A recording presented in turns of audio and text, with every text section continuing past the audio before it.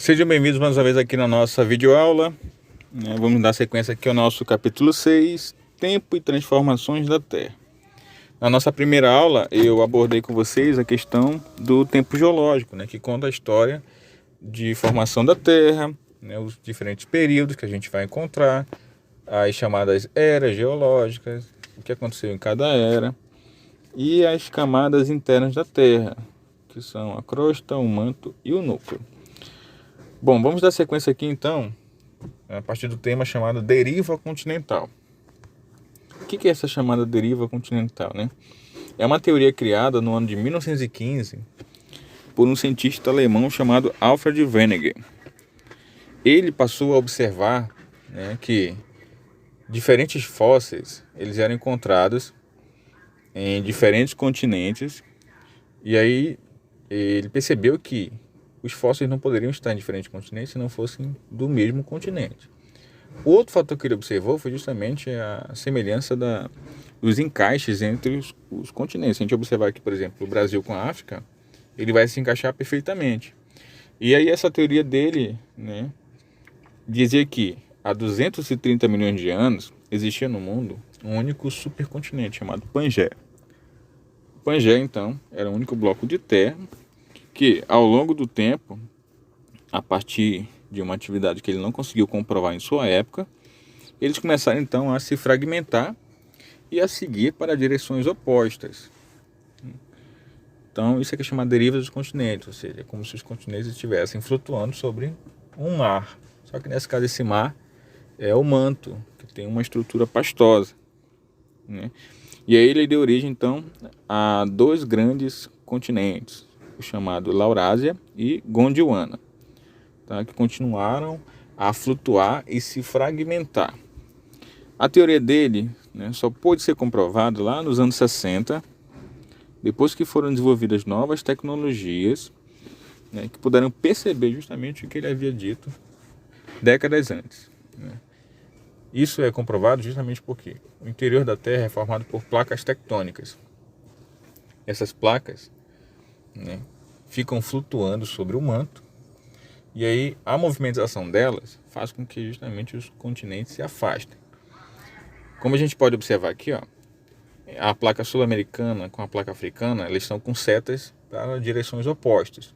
Isso significa que Brasil e África se afastam, em média por ano, 1 centímetro. Isso ocorre no meio do Oceano Atlântico. Lá na placa norte-americana, com a placa euroasiática, também há o afastamento. Isso ocorre com maior intensidade porque lá são 4 centímetros por ano. Então, para a gente visualizar uma diferença significativa, são necessários milhões de anos. Então, a tendência é que esses países continuem a se afastar. É um processo contínuo. Então, o que a gente conhece hoje, ele vai mudar daqui a milhões de anos, com certeza.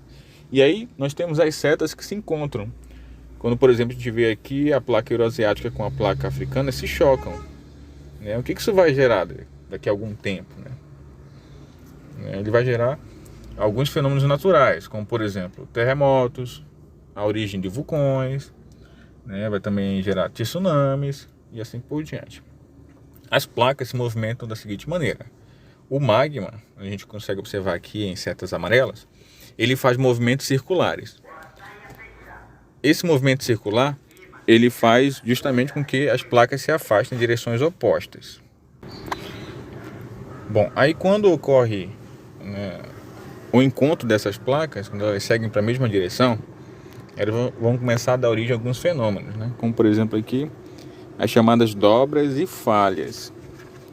O termo dobra ou falha faz referência justamente a você dobrar a rocha com a pressão exercida justamente pelas placas, quando há o choque, o encontro dessas placas. Quando há o afastamento, vai dar origem às chamadas falhas. As falhas justamente são aberturas que há entre uma placa e outra. Como a gente pode observar aqui no canto inferior esquerdo, essa é a falha de San Andreas, lá nos Estados Unidos. A gente consegue visualizar perfeitamente o limite entre duas placas tectônicas. Então, as forças tectônicas associadas à formação de cadeias montanhosas podem formar falhas e dobras. Olha aqui como elas funcionam na prática. Quando a gente vê cadeias de montanhas, são literalmente dobras. Foi a pressão que as placas exerceram sobre a parte superficial. Já as dobras resultam de forças compreensivas sobre rochas com comportamento dúctil, capaz de sofrer deformação. Então não é toda rocha que pode ser dobrada, somente as rochas que têm uma elasticidade, né, que permite justamente esse tipo de evento. Bom, outro fator que pode se originar a partir do movimento das placas é o chamado vulcanismo. A gente consegue observar aqui, o vulcanismo ele vai se originar quando há uma fissura na crosta terrestre. Essa fissura é causada pelos abalos, causados pelos choques ou afastamento das placas, né? E aí o que acontece? O magma, naturalmente, ele chega à superfície, por conta da pressão que ocorre lá no subsolo. Então, quando ele é lançado, a gente vai ter o chamado vulcanismo, que é quando ele chega à superfície e o magma se transforma em lava, que vai se transformar na rocha magmática. Então, esse aqui é o evento de vulcanismo. Então, a gente só vai encontrar esse tipo de fenômeno quando há o choque entre placas, ok? Aqui é um dos fenômenos, né? Esse aqui é um dos eventos que ocorrem. Esse aqui é o vulcanismo, que ocorre em áreas que ele tem atividade constante. São chamados de vulcões ativos. Tem os que são inativos, mas assim, não há a possibilidade de voltar em algum momento. Bom, os abalos sísmicos ou terremotos também são ocasionados pelo choque de placas.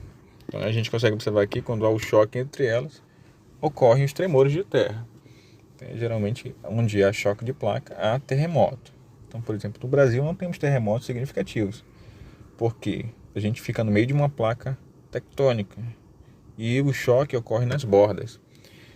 De vez em quando chega aqui, no Brasil, algum tremor que vem de outra região. Tá? Então são fenômenos que ocorrem fora do nosso território.